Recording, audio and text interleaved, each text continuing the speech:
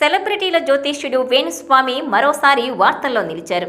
నాగచైతన్య, శోభితా ధూళిపాళ వివాహ బంధంపై సంచలన వ్యాఖ్యలు చేసి వివాదంలో ఇరుక్కున్న ఆయన అంతటితో ఆగకుండా పూటకో కాంట్రవర్సీతో హాట్ టాపిక్గా మారుతున్నారు. అసలు ఆయనే అదో రకం అనుకుంటే భర్త తప్పు చేస్తే సరిదిద్దాల్సిన భార్య కూడా ఆయన బాటలోనే నడుస్తోంది. తాజాగా తన భార్య శ్రీవాణితో కలిసి వీడియోను విడుదల చేశారు వేణుస్వామి. తనపై జరుగుతున్న వివాదాలతో తాను 15 కేజీల బరువు తగ్గిపోయానని బాధగా చెప్పుకున్నారాయన. ఇక ఆయన సతీమణి శ్రీవాణి, మాకు బ్రాహ్మణ సంఘాలే సపోర్ట్ చేస్తాయో, జర్నలిస్టులే సపోర్ట్ చేస్తారో, చదువుకున్న వారు సపోర్ట్ చేస్తారో, పోలీసులు, లాయర్లు సపోర్ట్ చేస్తారో మీ ఇష్టం, మాకు ఎవరైనా అండగా నిలబడతారని ఆశిస్తున్నామని పేర్కొన్నారు.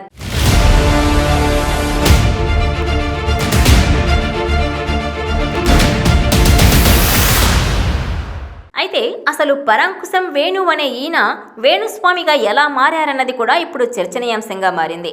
వేణుస్వామి అని తనకు తాను స్వీయ నామాన్ని ప్రకటించుకున్నారని, అసలు ఆయన చెప్పే జ్యోతిష్యం ఎప్పుడో తప్ప నిజమవలేదని కామెంట్స్ చేస్తున్నారు కొందరు. నిజమైన బ్రాహ్మణ జాతి ఎప్పుడో ఈ వేణుని మానసికంగా తమవాడిగా గుర్తించడం మానేసింది. అతని ఆలోచనలు, మాటలు, పనులు అన్నీ అబ్రాహ్మణికాలే. వామాచారం అంటే దుష్టశక్తులను ఆవాహన చేసే పూజ. కానీ ఈయన చేసేవన్నీ అలాంటివే. శుద్ధ బ్రాహ్మణుడైన వారెవరూ కూడా అలాంటి పూజలు చేయరంటున్నారు. ఇక అసలు జ్యోతిష్యులుగా, పూజారులుగా, పురోహితులుగా, ప్రవచనకారులుగా జీవనాన్ని సాగించే బ్రాహ్మణులు మద్యానికి, మాంసానికి దూరంగా ఉండాలి. అలాగే దర్జాలకు పోకుండా సదాచారాన్ని నమ్ముతూ వస్త్రధారణలో సనాతన సంస్కృతిని ప్రతిబింబించేలా ఉండాలని ఆశిస్తారు. వీటి తర్వాత శాస్త్రజ్ఞానం, వాక్శుద్ధి ఉంటే వారికి గౌరవం ఇస్తారు. కానీ ఈ వేణుస్వామి అవేమీ పాటించరు. పైగా మాంసం తింటానని, మందు తాగుతానని, తనకి పబ్బులున్నాయని స్వయంగా ఆయనే చెబుతారు. ఆయన మాటల్లో, మాట్లాడే విధానంలో ఎక్కడా బ్రాహ్మణత్వమే కనపడదన్న విమర్శలున్నాయి.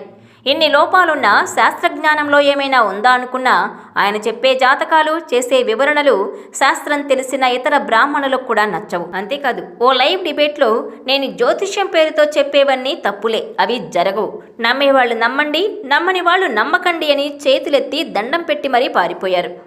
ఇక అసలు ఇతనికి ఏమీ తెలియదని పలువురు బ్రాహ్మణులు టీవీ ఇంటర్వ్యూలో వివరించి మరీ చెప్పారు. వేణుస్వామి ఎన్ని తప్పులు చేస్తున్నారో, ఎలాంటి పాపాలు చేస్తున్నారో వివరించారు. ఈ పరిస్థితుల్లో తమకు బ్రాహ్మణ సంఘాల సపోర్టు కావాలి అని ఈ జంట అడగగానే వారంతా పరిగెత్తుకుంటూ వస్తారా అన్నది ఇప్పుడు చర్చనీయాంశంగా మారింది. అసలు బ్రాహ్మణ సంఘాలు వీరికి ఎందుకు సపోర్ట్ చేస్తాయని ఆశిస్తున్నారన్న ప్రశ్నలు వస్తున్నాయి.